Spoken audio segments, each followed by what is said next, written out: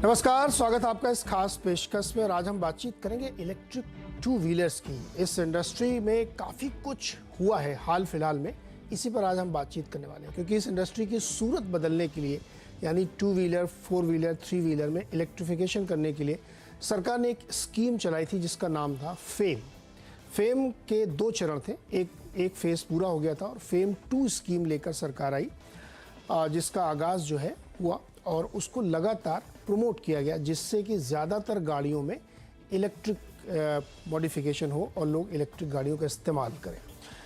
इसको प्रमोट करने के लिए सरकार ने एक सब्सिडी का स्कीम भी चलाई, यानी इंसेंटिवाइज करने के लिए, क्योंकि इसकी कॉस्ट बहुत ज़्यादा थी तो उसको कम करने के लिए सरकार ने अपनी तरफ से एक बजट रखा, एक प्लान रखा। तो इसका मकसद बिल्कुल साफ था कि देश में इलेक्ट्रिक व्हीकल का कल्चर और उत्पादन बढ़े। सरकार चाहती है कि 2030 तक देश में बिकने वाले टू व्हीलर्स ज़्यादा से ज़्यादा या कम से कम इस संख्या को हासिल करें। उसमें 80% तक का फिगर एक रखा गया कि वहाँ तक इलेक्ट्रिक हो, ऐसा एक टारगेट लेके सरकार चली। लेकिन इस स्कीम को ऐसे डिज़ाइन किया गया कि घरेलू मैन्युफैक्चरर्स जो हैं उनको जो बढ़ती हुई लागत है इसकी, उससे रियायत मिले और कंज्यूमर को भी ये ना लगे कि बहुत महंगा, जिससे वो डिस्करेज हो खरीदने के लिए। तो ये पूरी स्कीम एक बनाई गई। लेकिन यहीं पे एक कैच आ गया, क्योंकि टू व्हीलर की जो स्कीम थी फेम 2, ये एक्चुअली सबके लिए थी, two wheeler, three wheeler, four wheeler और बस के लिए। लेकिन टू व्हीलर मैन्युफैक्चरर की तरफ से इस स्कीम के कुछ गड़बड़ियों की खबरें आई कि उन्होंने इसका मिसयूज़ किया है और कई सारी कंपनी जांच के दायरे में आई। लगभग करीब 1 दर्जन कंपनियों को नोटिस जारी किए गए कि आपने इस स्कीम का गलत इस्तेमाल किया है, इसके रूल्स को फॉलो नहीं किया है और इससे कई सारे लोगों को नुकसान हुआ है। सरकार की जो मंशा थी उसमें गड़बड़ी हुई है। इसी पर आज हम बातचीत करेंगे। बातचीत करने के लिए हमारे साथ SMVE के डायरेक्टर जनरल सोहिंदर गिल हैं। ये SMVE क्या है? ये SMVE जो इलेक्ट्रिक व्हीकल मैन्युफैक्चरर्स हैं उनका संगठन है और उसके डायरेक्टर जनरल है सोहिंदर जी। सोहिंदर जी, बहुत बहुत स्वागत है आपका। तो जैसा कि हम लोगों ने सुना है, कई हफ्तों से ये खबरें बहुत चर्चाएं हैं कि टू व्हीलर इंडस्ट्री की कुछ प्लेयर्स ने फेम 2 स्कीम का गलत इस्तेमाल किया या उसको तोड़ा मरोड़ा, जिसकी वजह से सरकार ने सब्सिडी रोक दी थी। और अब कुछ मैन्युफैक्चरर्स वो सब्सिडी वापस करने के लिए तैयार हो गए। उसमें बहुत सारे नाम हैं, जिसमें जो नोटिस गई थी उसमें हीरो मोटो, किनावा, ओला, TVS, एथर, तमाम जैसी कंपनीज हैं। तो ये जो पूरी स्कीम थी, अब इस पर एक तरीके से बड़ा सवालिया निशान लग रहा है कि क्यों नहीं इस्तेमाल हो पाई, क्या गड़बड़ी हुई। तो मैं आपसे ये समझना चाहता हूँ सुरेंद्र सर कि ये क्या मसला क्या हुआ था, क्यों ये गड़बड़ी हुई। धन्यवाद नीरज। थोड़ा विस्तार में बताना पड़ेगा कि जो रिजल्ट हुआ है टेस्टिंग का, उसके अंदर 3 चीज पाई गई हैं। एक तो ये है कि कुछ जो आपने नाम लिए हैं, वो एक लिमिट है टू व्हीलर की सब्सिडी के लिए कि 1.5 लाख के ऊपर गाड़ी ना हो तभी सब्सिडी मिलेगी, क्योंकि 1.5 लाख के ऊपर अमीरों की गाड़ी गिनी जाएगी तो उनको सब्सिडी की जरूरत नहीं है। तो ये 4-5 जो नाम है वो इस दायरे में आ गए हैं कि उन्होंने 1.5 लाख के ऊपर की गाड़ी को कुछ पुर्जे अलग बेच के, अलग से लगाकर आर्टिफिशियली कीमत को 1.5 लाख से नीचे किया ताकि सब्सिडी मिल जाए 60-60 हजार। और उन पुर्जों को फिर अलग से बेचा गया, जैसे चार्जर और सॉफ्टवेयर। तो करीब 40-50 हजार का सामान अलग से बेचा जाता था और गाड़ी की कीमत कागज पे 1.5 लाख के नीचे दिखाई जाती थी। अब ये इन्वेस्टिगेशन में के मुद्दे में पाया गया कि भैया ऐसा क्यों किया, क्या नहीं किया। तो मैन्युफैक्चरर्स ने अपनी दलील रखी है कि देखिए, तब इतनी गाड़ी बन ही नहीं सकती थी 1.5 लाख के नीचे, बैटरी महंगी हो गई है, टेक्नोलॉजी बढ़ गई है, बट वो रूल तो चेंज नहीं हुआ, वो 1.5 लाख का रूल रहा। तो इसलिए अब वो उसके अंदर ये लोग जो है दायरे में आए हैं, वो उस चार्जर को अब उसकी कीमत को कम से कम, सॉफ्टवेयर का भी मुद्दा अभी चल रहा है, बट जो चार्जर है उसकी कीमत को वापस ग्राहक को वापस कर रहे हैं ताकि गाड़ी की कीमत 1.5 लाख के नीचे कागज पे आ जाए, सो दैट फिर ये रेट्रोस्पेक्टिवली सब्सिडी के दायरे में रह सकती हैं। तो एक ये है। और 1-2 प्लेयर का ये मुद्दा था उसमें, इन्हीं में से एक में था कि बैटरी की क्षमता जो बताई गई थी, क्योंकि सारी सब्सिडी बैटरी की क्षमता पे है। अगर 3 किलोवाट बैटरी है तो 45,000 और 2 है तो 30,000। तो बैटरी की क्षमता को जब चेक किया गया तो उसकी जो इफेक्टिव क्षमता थी वो 70% पाई गई है और सब्सिडी 100% पे क्लेम की गई है। उस वजह से जो फर्क है दोनों में कि क्यों ज्यादा क्लेम की जबकि क्षमता उतनी आपने ग्राहक को नहीं दी, तो जो बीच का गैप है वो मिनिस्ट्री वापस मांग रही है, और वो भी जो एक ओईएम उसने बोला है कि हाँ 22 करोड़ रुपया वापस करते हैं, बिकॉज हमने क्षमता जो है बैटरी की कम की। तो तीसरा मुद्दा है वो जरा ज्यादा ट्रिकी है, वो है कि जब 2019 में ये पॉलिसी आई फेम टू, ये आई थी अप्रैल के बिगिनिंग में, अप्रैल 2019 में, और उसके अंदर एक अच्छा प्रावधान था कि बैटरी में 10,000 पर किलोवाट आवर की सब्सिडी दी जाएगी। ये फर्स्ट टाइम अनाउंस हुआ, बहुत अच्छी पॉलिसी लगी। हालांकि 10,000 से भी कोई ज्यादा बात नहीं बनती थी ग्राहक को, बट फिर भी एक अच्छा मौका था फर्स्ट टाइम की कुछ बड़े। बट साथ ही साथ एक अंकुश लगा दिया गया कि 4 महीने के अंदर बैटरी लोकल होनी चाहिए, और 8 महीने में ये चीज लोकल होनी चाहिए, 12 महीने में मोटर लोकल होनी चाहिए। तो वहां से ये प्रॉब्लम शुरू हुई है कि इंडिया में उस टाइम 2019 में कोई भी इलेक्ट्रिकल गाड़ी का पुर्जा नहीं बनता था, और वो ओईएम खुद नहीं बनाता था। अगर बनाएगा भी तो एक्साइड देगा, बॉश मोटर देगी, हेला कंट्रोलर देगा, तो कोई भी इनमें से ना कोई बैटरी बनती थी, ना मोटर बनती थी, ना बन सकती थी 4 महीने के अंदर या 8 महीने के अंदर मोटर बन सकती थी, क्योंकि इंजीनियरिंग पुर्जों को 2-2 साल लग जाते हैं, 3-3 साल लग जाते हैं। तो काफी दुहाई के बाद बात चली गवर्नमेंट के साथ 2019 में कि भैया ये क्या डाल दिया आपने, एक तरफ तो बढ़ावा किया, एक तरफ से मतलब बिजनेस कर ही नहीं सकते, क्योंकि अगर आप लोकल नहीं लगाओगे तो आप को धंधा ही नहीं करने देंगे। तो एक प्रैक्टिकल उस टाइम पे डिस्कशन हुआ कि नहीं नहीं नहीं, ये गाइडलाइन है, ये लॉ नहीं है। आप कोशिश कीजिए, स्वदेशी माल जरूरी है, डालना है, आज नहीं कल नहीं परसों हम आपके साथ हैं, हम देखेंगे कैसे चलता है, बट आप कोशिश कीजिए। तो उस कोशिश के दौरान फ्लेक्सिबिलिटी आई, और उस एक कोविड का टाइम भी आ गया 1-1.5 साल का। तो कुल मिला के गवर्नमेंट ने 1.5-1 साल का करीब इसमें एक्सटेंशन भी दिया, और अच्छा एक चल पड़ा कि ठीक है इकट्ठे चलते हैं, जितना हो सके करेंगे, अब कोविड जैसे ही खत्म हुआ फिर शुरू करेंगे। तो लोकलाइजेशन रियली कोविड के बाद शुरू हुई, और वो उसके 8-9 महीने के अंदर सबकी लोकलाइजेशन हो चुकी है, करीब 6 महीने पहले सबके सब लोकलाइज हो गए 100%। लेकिन बट सुहिंदर जी, अब बीच में क्या हुआ, करीब कुछ सुहिंदर जी, वेस्टेड इंटरेस्ट होते हैं, लॉबी होती है, जिनको कोई नुकसान दिखता है, उन्होंने उठ के अप्रैल 2022 में, जस्ट 1 साल पहले, खूब बम्बार्डमेंट की मेल्स की कि ये तो बहुत गलत हुआ। पॉलिसी लिखी थी कि 4 महीने में बैटरी बननी चाहिए थी, ये क्यों लोगों ने आपने 15 महीने दे दिए, मैन्युफैक्चरर्स ने 20-20 महीने क्यों ले लिए, मोटरों को 20-20 महीने क्यों ले लिए। पॉलिसी इतनी सैक्रोसेंट है, ये देश का पैसे का दुरुपयोग हुआ है, लोगों ने इंपोर्ट किया है, ट्रेडिंग की है। तो एक मुद्दा कुछ और था, उसको तोड़ मरोड़ किया किसी और तरीके से, और वो सब उसमें खारिज हो गया कि ये फ्लेक्सिबिलिटी तो सरकार की तरफ से भी थी और स्टेक होल्डर्स की रिक्वेस्ट भी थी। सुहिंदर जी, मैं सुहिंदर जी, एक मिनट सर, देखिए 3 इश्यूज थे। बिल्कुल सही है कि एक तो लोकलाइजेशन होना चाहिए, 50% make in India, 1.5 lakh maximum कीमत होनी चाहिए, और 40% से ज़्यादा सब्सिडी नहीं होगी। और जो आप कह रहे हैं 10,000 पर किलोवाट था, उसको बढ़ा के 15,000 रुपये पर किलोवाट कर दिया गया था। ये अप्रैल 21 का रिवीजन था बजट में। यहाँ तक बात ठीक है, लेकिन जिन नामों के ऊपर ये चर्चा हो रही है वो सब बहुत बड़ी कंपनीज हैं। हीरो, ओला, टीवीएस, ओकिनावा, ये सब बड़ी बड़ी कंपनीज है, बड़े बड़े प्लांट लगा रहे हैं, बड़े बड़े पैसे लेके आ रहे हैं। जिस तरीके का इन्होंने मतलब फंक्शन किया है, जिस तरीके से इन्होंने गड़बड़ी की है, वो ये नहीं कहा जा सकता कि किसी कंप्रेशन या प्रेशर में की। इससे लगता है कि इंटेंट ठीक नहीं था, और आप एक गाड़ी बिना सॉफ्टवेयर, बिना बैटरी के कैसे बेच सकते हैं?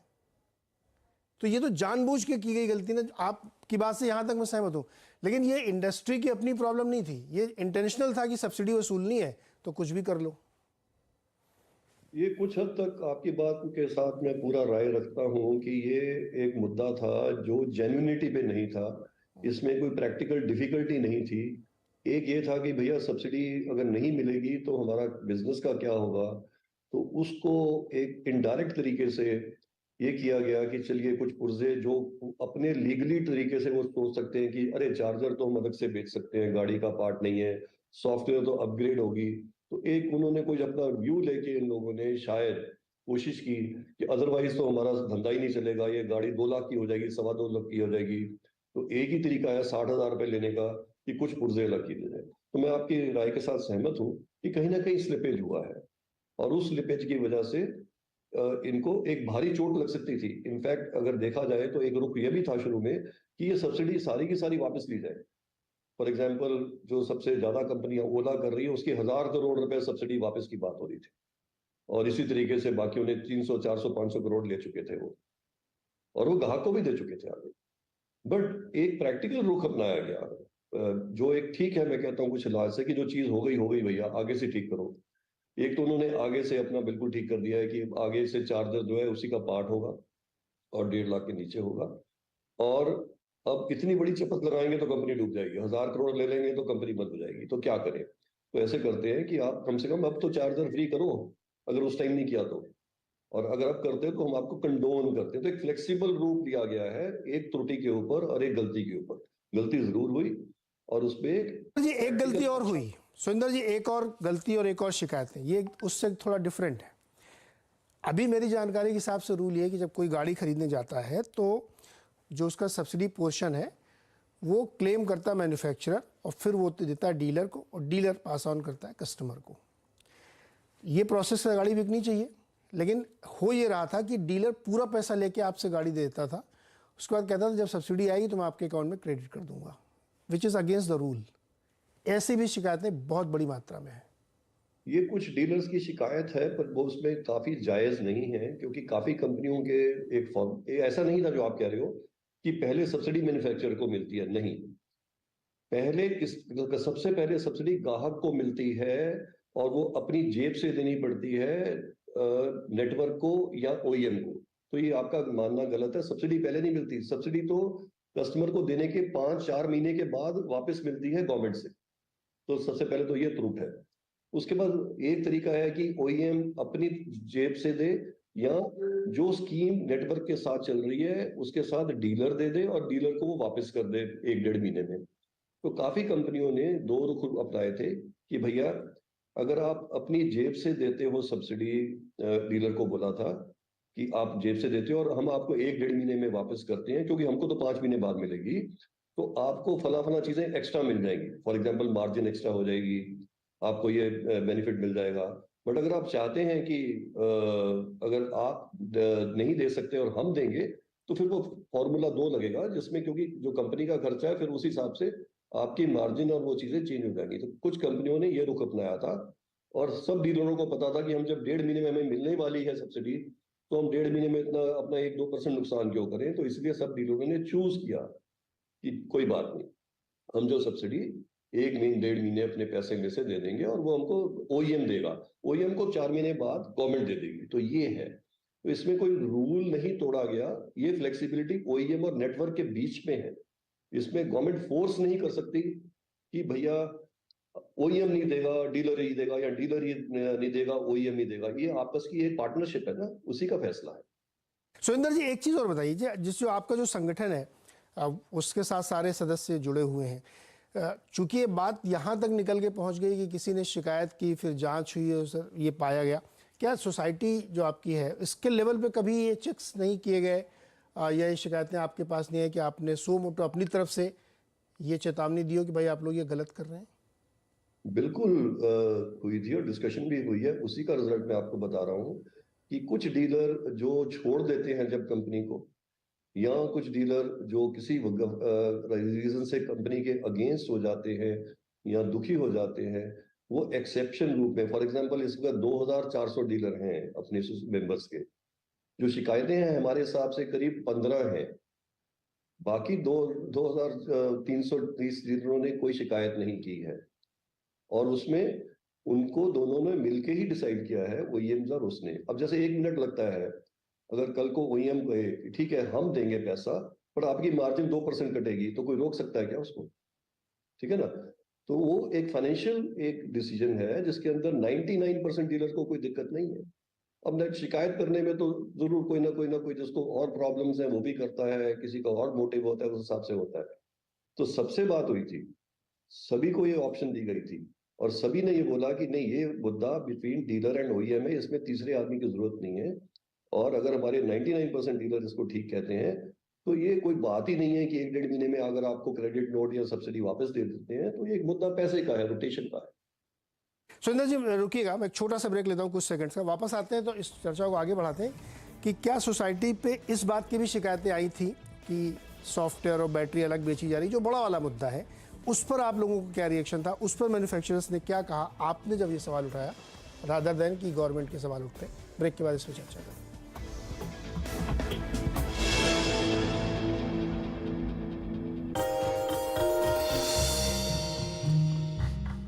डू यू नो में आज हम बातचीत करने वाले हैं टिन प्लेट के बारे में। दरअसल ये कंपनी टिन प्लेट स्पेस में एक डोमिनेंट प्लेयर के तौर पर शुमार है और largest packaging tin plate packaging company के तौर पर आप इसे जानते हैं। 70% इंडिया की प्राइम टिन प्लेट मार्केट का हिस्सा अकेले ये कंपनी डोमिनेट करती है और ये हर जो प्रोडक्ट्स की अगर एक्सपोर्ट की बात की जाए तो करीब करीब 25% जो एक्सपोर्ट मार्केट्स हैं उनको भी ये मतलब अपनी प्रोडक्शन का 25% हिस्सा जो है एक्सपोर्ट के तौर पर करती है। इसके अंदर आप south east Asia, Europe, middle east के कुछ ऐसे मार्केट्स हैं जहां पर इस कंपनी के प्रोडक्ट्स को एक्सपोर्ट होता हुआ देखेंगे।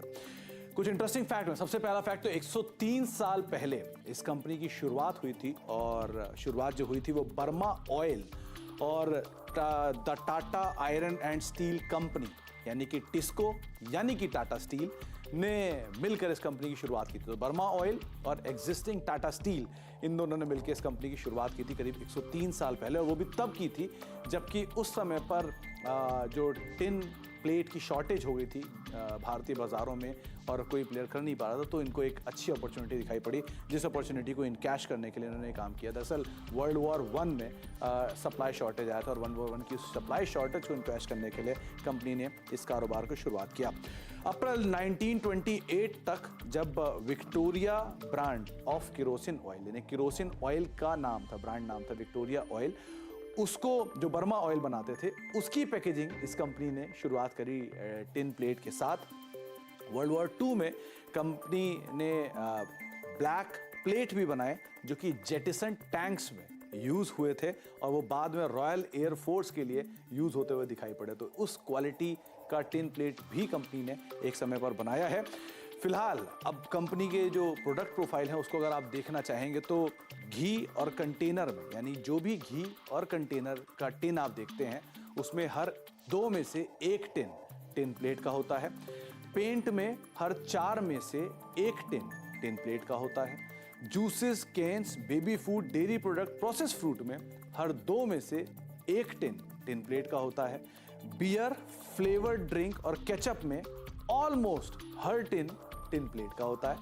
होम केयर, इंडस्ट्रियल प्रोडक्ट में ऑलमोस्ट हर टिन प्लेट का होता है। और ड्राई सेल जो बैटरीज आपने देखी होंगी आमतौर पे एक्साइड, निप्पो या बाकी प्लेयर्स की, उसमें हर 3 में से 1 सेल टिन प्लेट बनाकर दे रहा है उसकी कवरिंग में। तो इस तरह का एक बड़ा प्रोडक्ट प्रोफाइल और इस तरह की एक क्लास हिस्ट्री है करीब 103 साल पुरानी टिन प्लेट की। आए कुछ और फैक्ट लेकर आते हैं।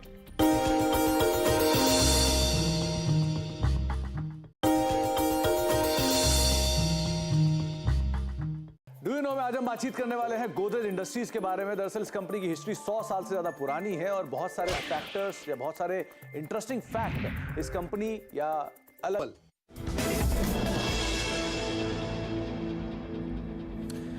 स्वागत है एक बार फिर से आपको और आज हम बातचीत कर रहे हैं फेम 2 स्कीम क्यों विवादों में आई और क्या उसमें मसले हुए। बातचीत करने के लिए हमारे साथ SMEV के DG सोइंदर गिल साहब हैं। गिल साहब, हमने ब्रेक से पहले काफ़ी चर्चा की। एक सवाल और हमें क्लैरिफाई करिएगा कि ये जो बड़ा वाला मुद्दा था जिसमें सब्सिडी गलत तरीके से क्लेम की गई, सॉफ्टवेयर और बैटरी अलग अलग बेची गई, क्या ये वाली शिकायत भी आप लोगों की नज़र में सोसाइटी के पास आई थी और आप लोगों ने उन लोगों को आगाह किया था कि भाई साहब ऐसा मत करिए, ये गलत है? बिल्कुल आई थी। हर शिकायत की कॉपी भी हमारे पास आती है और हमने अपनी तरफ से स्वयं से छानबीन भी की थी और इसको सच पाया गया। और उसके साथ 2 शिकायतें और थी कि एक तो चार्जर जो है वो अलग से बेचा जा रहा है और चार्जर भी चाइना से इंपोर्ट किया जा रहा है कुछ कंपनियों द्वारा। उसके रिकॉर्ड भी हमारे पास आए थे और ये शिकायत भी आई थी कि बैटरी की पावर जो है वो उससे कम मिल रही है और सब्सिडी ज्यादा मिल रही है। और तीनों सच्चाइयों में तीनों चीजों में कुछ छानबीन हुई थी और कुछ हमारे पास जो फीडबैक थी उसमें ये पक्का था कि यस, सॉफ्टवेयर और ये जो चार्जर है ये अलग से बेचा जा रहा है। गवर्नमेंट की जांच से पहले बात आती है कि क्या पनिशमेंट हो इस चीज का। एक तरीका है कि आप 0-1 सिचुएशन ले लें कि भैया आप 1000 करोड़ वापस कर दो। एक है एक थोड़ा प्रैक्टिकल प्रैग्मेटिक पनिशमेंट, जैसे ना प्रोपोर्शनेट पनिशमेंट, तो आई थिंक कि ये जो चीज हुआ ये प्रोपोर्शनेट पनिशमेंट के अंदर इसका सोल्यूशन हुआ है, ना कि ये एक रूल बुक के हिसाब से कि किताब में लिखा है अगर आप करोगे तो आपको सब्सिडी नहीं मिलेगी, अब आप 60-60 हजार रुपये वापस करो और कंपनियां बंद कर दो। तो ये कंपनियां बंद हो जाती, उसकी तुलना में एक अच्छा सरकार ने किया कि ठीक है इन्होंने सबने गलती की, और खरबूजे को देख के खरबूजे ने रंग बदला, एक ने किया, दूसरे ने किया, तीसरे ने किया, चौथे ने किया। पर अब क्या करें, किया तो किया। एक तो कान पकड़िए, दूसरा आगे से मत कीजिए। और ठीक है हम कष्ट कर बहुत कुछ सकते थे, बट हम नहीं इतना कर रहे, हम सिर्फ इतना कर रहे हैं कि प्रोपोर्शनेट पनिशमेंट हो। अनफॉर्चुनेटली ये चारों कंपनियां हमारे मेंबर नहीं है, नहीं तो हमारा काफी इनके ऊपर जोर चलता। ये चारों श्याम की जो लॉबी उनके मेंबर हैं, जो पेट्रोल लॉबी के लोग हैं, तो हम सिर्फ उनको हिदायत ही दे सकते थे, हम उनपे हमारा कुछ हक या जोर नहीं था। अच्छा, 12 कंपनियों का नाम आ रहा था, बाकी कोई आपके सदस्य थे जो इस तरह की गड़बड़ कर रहे थे? बाकी तो रहे नहीं, होंगे। हमारा कोई भी सदस्य ऐसे नहीं था जो ये गड़बड़ कर रहा। ओके, ये सब वो एक तो ये कि सियाम और आप लोगों ने अलग अलग बॉडी बना रखी है, वो आइस इंजन वाली और आप लोगों की। अच्छा, अब ये बताइए कि ये मसला अभी सॉर्टेड आउट है या अभी भी इसमें चीज़ें फंसी हुई हैं और गड़बड़ियाँ हो रही हैं? नहीं, अब आगे से तो सारे मसले बिल्कुल प्रैक्टिकल रूप से, फ्लेक्सिबल रूप से सॉर्ट आउट हो रहे हैं। और मेरे को लगता है अगले 1 महीने के अंदर ये बात सिर्फ बीती बात रह जाएगी। जो भी जिसको छोटा मोटा अंकुश लगाना है लगाकर, आगे का मेन है कि पॉलिसी को भी देखा जाए कि उसके अंदर इतनी सारी क्या त्रुटियां थी जिसकी वजह से ये सब हुआ। फॉर एग्जाम्पल ये 1.5 लाख की तो त्रुटि नहीं मैं गिनता, बट अगर मैं ये देखता हूँ कि ये जब पॉलिसी बनी उसमें 4 महीने में आपने बोला मोटर बैटरी ये कर दो, तो बहुत बड़ी त्रुटि थी। तो ऐसी त्रुटियों को भी देखा जा रहा है कि आगे से ना हो कि इतनी इम्प्रैक्टिकल लिमिटेशन हो, और उसको फिर किसी कंप्लेनेंट ने अगर एनोनिमस कंप्लेंट की उससे सब कुछ उखड़ जाए, उल्टा हो जाए। इन चीजों के अंदर भी बहुत ध्यान दिया जा रहा है। तो मेरे को लगता है कि इससे बहुत बड़ी सीख मिली है कि अगर कोई गवर्नमेंट का पैसा यूज हो रहा है, उसके अंदर पॉलिसी एक बनती है, एक पॉलिसी की इम्प्लीमेंटेशन होती है। जब इम्प्लीमेंटेशन होती है तो उस टाइम प्रैक्टिकलिटी होती है। तो यू कांट गो बैक 3-4 साल पहले, नहीं नहीं हम तो दोबारा पॉलिसी पढ़ेंगे। वो एक बहुत अच्छी बात हुई है कि प्रैक्टिकलिटी को देखते हुए पॉलिसी में अमेंडमेंट्स हो रही हैं, स्ट्रिक्टनेस हो रही है। अब देखिए आप कह रहे हैं 50% पुर्जा इंपोर्ट अलाउड था, तो 50% तो चाइना से आज भी आ रहा है ना, क्योंकि चाइना ही एक अच्छा सोर्स है इस टाइम पे जो वर्ल्ड को सप्लाई करता है। अगर आप अच्छी चीज खरीदना चाहते हो, आप अच्छे सप्लायर पे जाते हो, तो चाइना उनका सोर्स है। तो एक डिग्री की बात है, 50 की जगह 60 किसी ने किया कि 55 किया, ना कि कुछ लोगों ने चाइनीज किया। सुंदर सर 50-60 या 1.5 लाख या 40% या 15,000 पर किलोवाट, ये सारे तो इसलिए बनाए गए नियम कि घरेलू ईवी इंडस्ट्री को प्रमोट किया जाए, घरेलू उत्पादन बढ़े, हमारे अपने मैन्युफैक्चरर इस काम में लगे। वो कोई 50% की मैं भी मानता हूँ, कोई लक्ष्मण रेखा नहीं है कि वो 50 से 52 हो गया तो एकदम फांसी लगा दी जाएगी, वो ऐसा कुछ नहीं। इंटेंशन और इरादा ये है कि डोमेस्टिकली ईवी प्रोड्यूस किए जाएं, जिसमें मेरी शिकायत है सर आप लोगों से कि आपकी इंडस्ट्री दिलचस्पी नहीं ले रही है, वो रिलेक्टेंट है। मिल रही है सब्सिडी तो चलो गाड़ी बना देते बेच लेते, मुझे दिलचस्पी नहीं दिखती सर, ये मेरा आरोप भी है। मैं इसमें बिल्कुल ही सहमत नहीं हूँ, क्योंकि होता बहुत बार गवर्नमेंट के साथ भी डिस्कस हुआ है कि कहते हैं ना कौन सी चीज पहले आएगी, हेन और एग। अब जब तक 1-2 लाख गाड़ी 3 लाख साल की नहीं बनती, तब तक कोई बैटरी, कोई मोटर वाला कोई इंटरेस्टेड नहीं होता सप्लाई करने के लिए। पहले तो ये आप सच जान लीजिए। और ये एक्साइड, बॉश और ये ओईएम को रिपोर्ट नहीं करते, इनके अपने धंधे हैं, इनके अपने बिजनेस मॉडल है। तो ओईएम रिक्वेस्ट कर सकता है सप्लाई चेन को, वेंडर को, कि प्लीज मेरे डिजाइन के हिसाब से आप मोटर दे दीजिए। तो जब तक वॉल्यूम नहीं आता वो इंटरेस्टेड नहीं है, और वॉल्यूम तब नहीं आएगा जब तक ओईएम ऑर्डर नहीं करेंगे। तो एक स्नो बॉलिंग इफेक्ट हो जाता है ना। अब आप देखिए पिछले 8 महीने पहले जब पॉलिसी चेंज हुई, उससे पहले तो कुछ हुआ ही नहीं, 10,000 से कोई रिजल्ट भी नहीं आया। बट अप्रैल 21 में जब पॉलिसी चेंज हुई, उसके बाद वॉल्यूम बढ़ने शुरू हुए और सप्लाई चेन भागी आई, लाइन लगा के आई सबके पास। जो हमारे 26 सप्लायर है वो कहते हैं हमारे पास 3-3 वेंडर हो गए, और वो अब सितंबर लास्ट ईयर से सबके सब सप्लाई भी कर रहे हैं। तो जब टाइम आया तो सब कुछ हो गया ना, मेक इन इंडिया भी हो गया, बढ़िया हो गया, बेस्ट से बेस्ट जापानीज कंपनी इंडिया में आ गई है, नाइडेक, जैसे कई लोग दे रहे हैं, जैसे हीरो इलेक्ट्रिक अब नाइडेक मानेसर से खरीद रहा है मोटरें। पर पहले क्यों नहीं खरीद सका? क्योंकि कोई सप्लाई करने को राजी नहीं था। हर सर जगह वक्त सुंदर होता है। सर, आपने एक बहुत अच्छी बात कही कि चिकन और एग वाली स्थिति है ना। अब देखिए 7-7.25 लाख गाड़ियां बिकी हैं FY23 में, है ना। जी। और वो चिकन और एग को तोड़ने के लिए वो 10,000 करोड़ रुपए की स्कीम लाई गई थी। तो कुछ तो इंडस्ट्री को भी इनिशिएट करना चाहिए ना। सब सरकार ही पहले इनिशिएट करके सब कुछ इकोसिस्टम बना दे, हम फिर आके बेचेंगे। मैं ये नहीं कह रहा हूँ कि आप लोग काम नहीं कर रहे हैं, या ईवी इंडस्ट्री बिल्कुल कुछ नहीं कर रही है, लेकिन थोड़ा सा अपनी तरफ से भी अगर प्रयास करें तो ये गाड़ी पड़ पड़ेगी। क्योंकि नंबर सब बहुत सजेस्ट कर रहे हैं कि 100% की ग्रोथ दिख रही है, तो डिमांड तो है। थोड़ा सा इंडस्ट्री को भी अपनी तरफ से पुश करना चाहिए कि चलो सरकार ने 10,000 करोड़ दिए हैं तो हम भी कुछ अपनी तरफ से लगाएं और इंतजार करें कि ग्राहक आ जाए। मैं ये इंतजार करूं कि नहीं, जब ग्राहकों की लाइन लग जाएगी तब मैं पहली ईवी गाड़ी और बैटरी बनाऊंगा, तो ये भी शायद थोड़ी सी जाती। खैर एनीवे सर, समय कम इसलिए एक सेकंड जी। ये तो ओईएम ने किया ही है। जितने भी ओईएम मैन्युफैक्चरर्स हैं उन्होंने 15 साल से यही किया, इन्वेस्ट किया है। मैं वेंडरों की बात कर रहा हूँ। वेंडर नहीं लगा रहे पैसे, वेंडर ओईएम नहीं है। तो सर मैं पूरे इकोसिस्टम की बात कर रहा हूं, मैं ये नहीं कर रहा हूं कि ओईएम या वेंडर या सप्लायर या कोई, सिस्टम में सबको इसमें काम करना चाहिए। देखिए अभी ओईएम आज की तारीख में, सर ओईएम की आप तारीफ करें, मैं भी कर रहा हूं, लेकिन वो दिन भी याद रखिए जब नीति आयोग ने बुलाया था और कहा था 15 दिन के अंदर अपना ईवी प्लान दीजिए, कोई दरवाजे भी नहीं गया था सर। आज सब बता रहे हैं कि हम ओईएम हैं, हम बहुत अच्छा काम कर रहे हैं। तो सबकी गलतियां कहीं ना कहीं रही हैं इस इंडस्ट्री को यहाँ तक लाने में और अच्छा एक्सलेट नहीं करने। बहरहाल ये एक लंबा इशू है, लेकिन अच्छी बात यह है कि हमारे यहाँ की ग्रोथ बहुत अच्छी है और उस सब में आप सब लोगों का बहुत बढ़िया पार्टिसिपेशन है। बहुत बहुत शुक्रिया सर हमारे साथ जुड़ने के लिए। Thank you, bye bye.